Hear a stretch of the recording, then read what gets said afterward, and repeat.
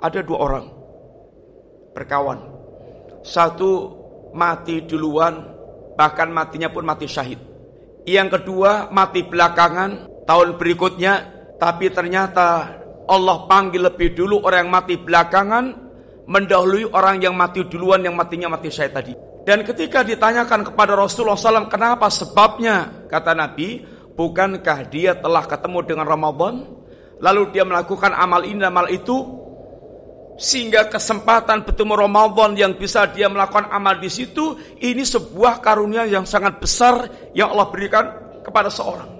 Satu di antara penyesalan orang yang mereka selama di dunia tidak berpikir untuk segera melakukan amal dengan umur waktu yang dia miliki. Saat kehabisan umur, saat kedatangan maut, satu yang diminta apa itu?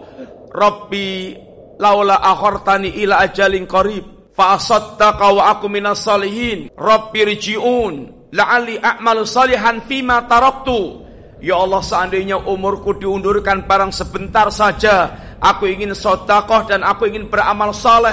Ya Allah, seandainya aku dikembalikan umurku, aku akan beramal saleh.